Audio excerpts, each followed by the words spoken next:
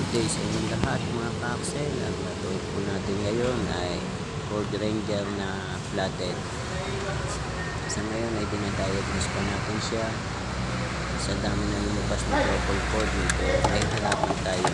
Kaya itong video na ito ay pasakalye lamang sa mga sasakyan na nabaha. Ito ay pwede mangyari sa inyo.